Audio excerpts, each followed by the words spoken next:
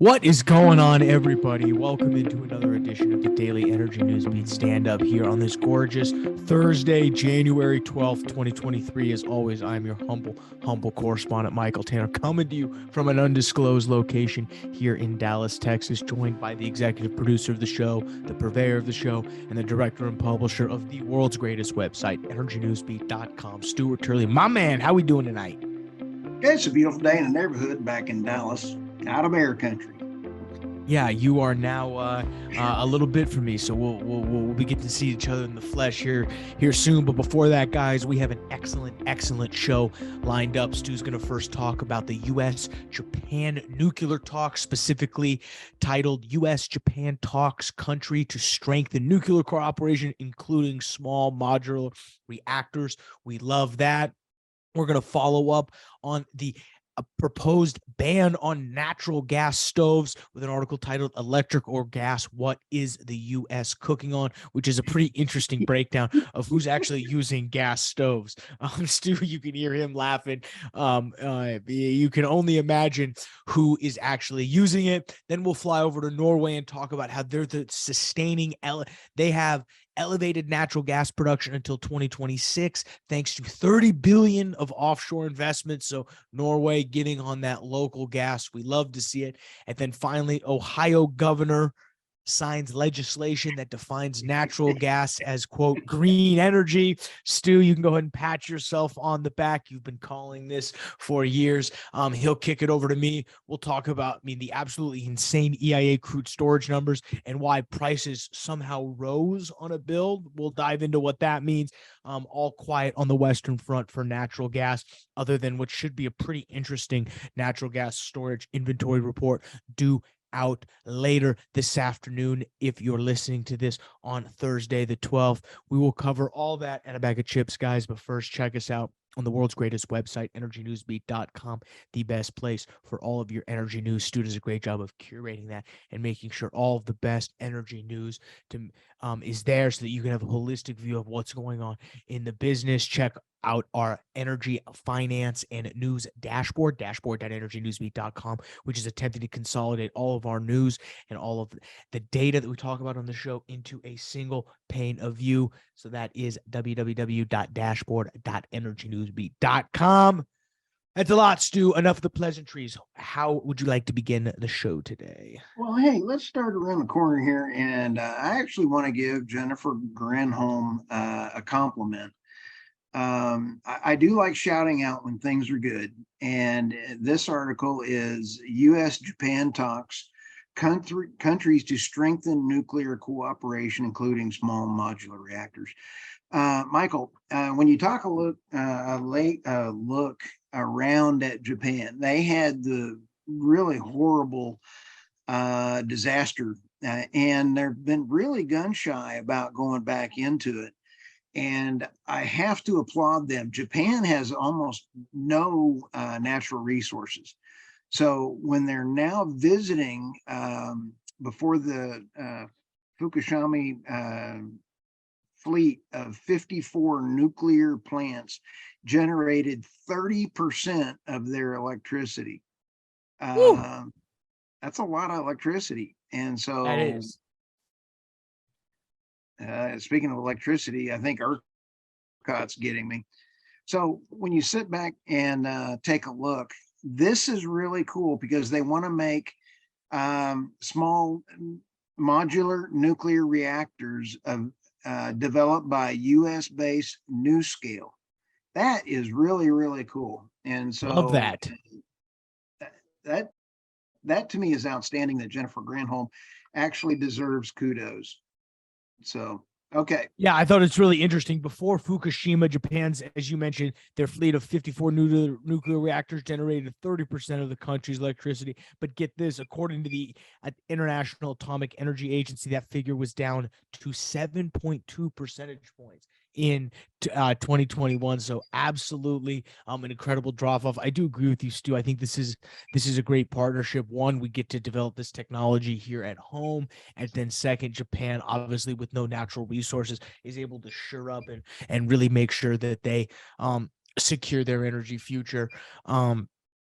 countries like Japan, these isolated islands, it's surprising that Australia doesn't necessarily dabble a little bit more in nuclear, but Stu, I'm thinking, with Japan, locking up and trying to go more nuclear, do you see them shifting it all away from some of their other resources? I mean, is Japan big into the renewables game at all? No, not really. They import almost all of their fossil fuels. Mm, So I think that in their coastal areas, they don't have a very good coastal area for wind. So mm. I have to go double check, but they're they're really beholden to other folks. So Well, for nuclear, once, it sounds like this is a smart move by our the people running our energy department. So we got to it's give first, credit where credit is due. absolutely. I don't like dogging people. You know, well, I yeah, do I do. though. I do. I Okay, like talking to people. I do too. And I love Norway. Let's go to Norway. Norway to sustain elevated gas production until 2026, thanks to $30 billion of offshore investments. Michael, this is absolutely huge because last year, 2 years ago, Norway was shutting down their natural gas fields. And they actually were, in order to reopen up their onshore natural gas fields, I mean, they've shut in a lot of the wells. So Mhm. it would be a whole new animal to get those things going on, but they're going offshore, and the investments will boost. I'm reading in here from the story. The investments will boost Norway's reserves by an estimated 252 million of oil Woo, equivalent, woo. half of which is gas. Norwegian producers spent 120 billion kroner, which is $12.7 billion, investing in developing fields in 2021. There were 11 discoveries in 2022. Wow. Yeah, what is it? Um, 32 exploration wells. People getting after it over in Norway. they are. And you know why?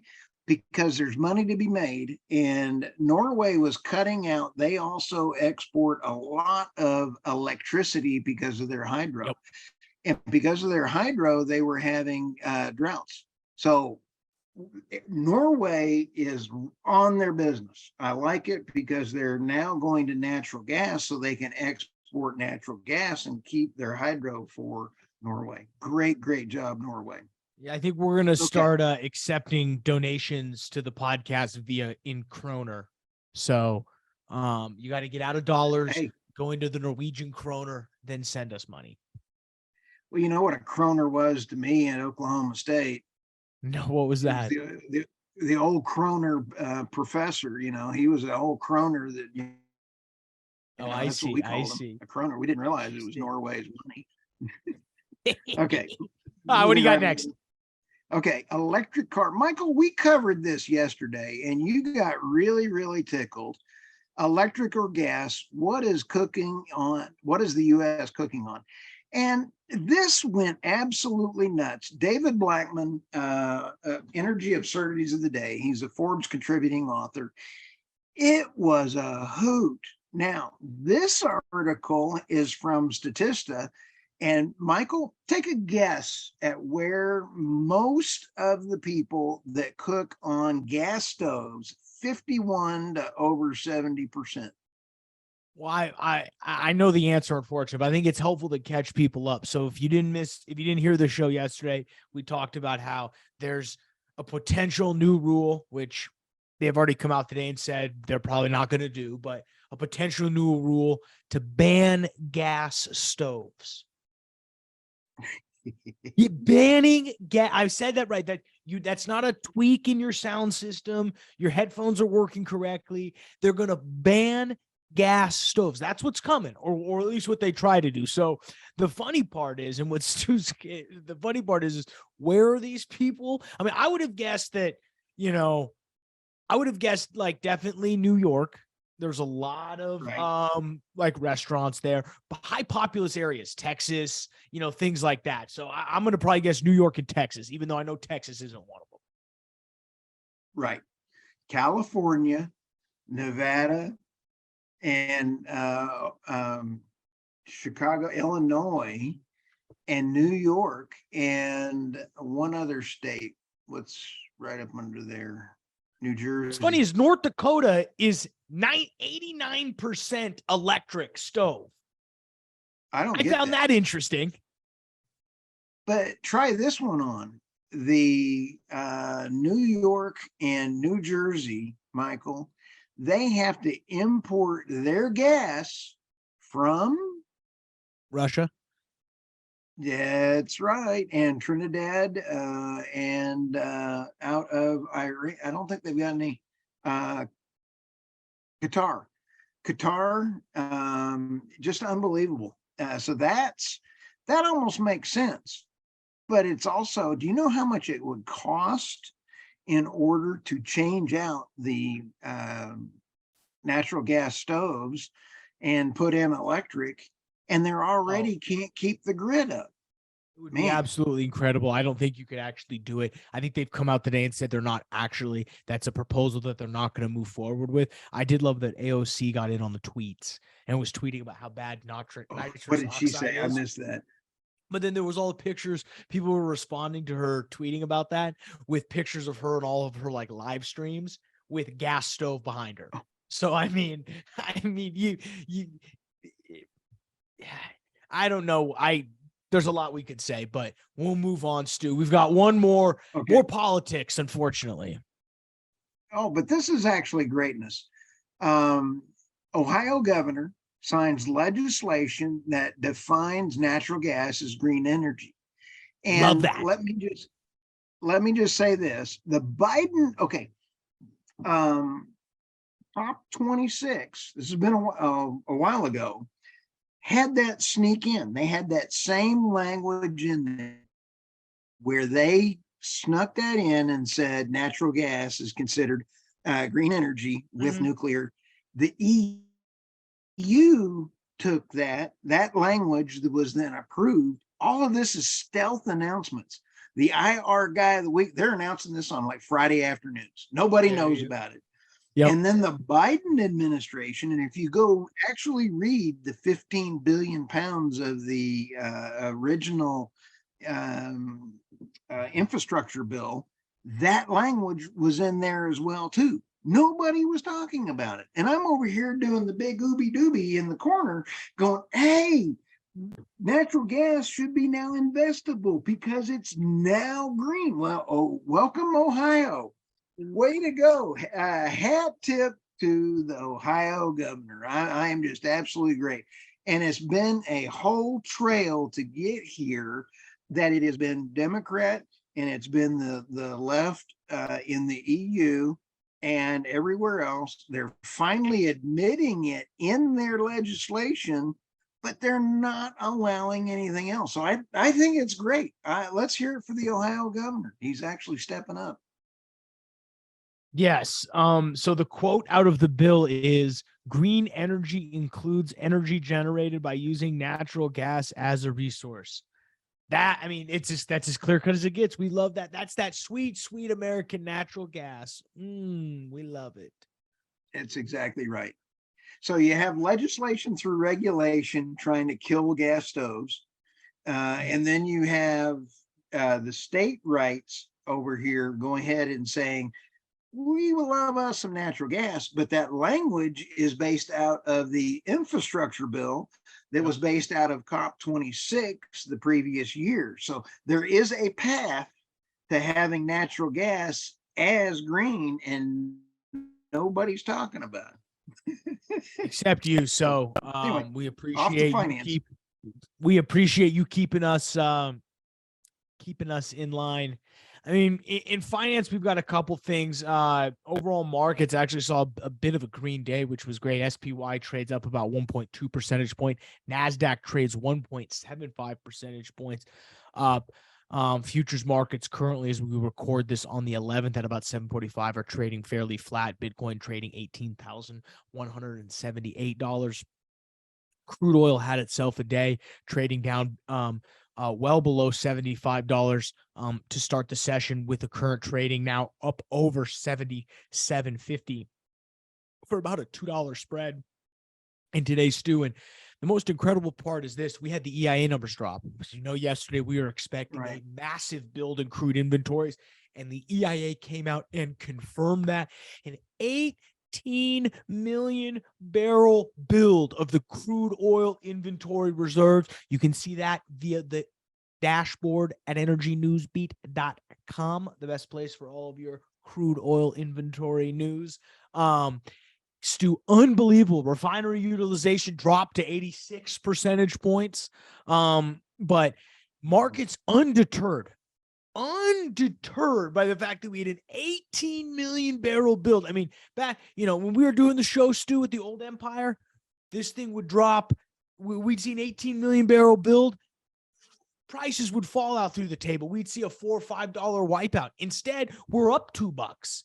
And again, I think this is a lot to do with the macro environment we're in. We talked yesterday a lot about the China demand data that's coming out, the fact that their quotas are increasing. I think that has a lot to play into it, but the market fundamentals are going a little bit haywire right now. And I think there's a lot happening on both sides, but it's going to be very interesting to see where crude oil goes from here. But, I speak for us all when let's go prices higher, baby. We love to see it. On the natural gas side, we await today the natural gas inventory numbers. As far as how that's going to help us out, Stu. The interesting part is this, and let me pull it up. The range of expectations. So last year we had a 157 BCF draw from the natural gas inventories. The range of expectations: 73 billion draw to 11 BCF build. Ooh, that's due to all that warm weather we're having. And part of the reason why we're seeing these big builds, again, is from the weather, which is impacting prices. We're currently trading $3.66 right now. That's down from earlier trading, which we are all the way up to about $3.80 briefly, tumbled a little bit. I mean, it's this warmer weather that's coming around. We also learned today that Freeport's probably not going to be available until the end of February as they deal with the regulatory fallout from having to re-up those permits. So all signs are really pointing towards a bearish natural gas. And I'll be the first one to put my hand up. Man, was I wrong about natural gas? I was thinking we were going to be $8, $9, $10 natural gas right now. I look stupid. I'm going bankrupt. If I was running Chesapeake, I'd have bankrupted us again by now.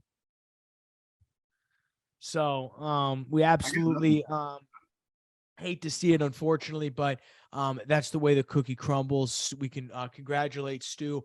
I will take the licking on my natural gas prediction. Fairly quick show tonight, Stu. You got anything else for us? What are we missing? Oh, no, I think everything was fantastic. It's good to be back in Dallas, and we're going to have a great day tomorrow. We're going to have a great day, guys. You have a great day. Thank you for checking us out. World's greatest website, energynewsbeat.com. For Stuart Turley, I'm Michael Tanner. We'll see you tomorrow.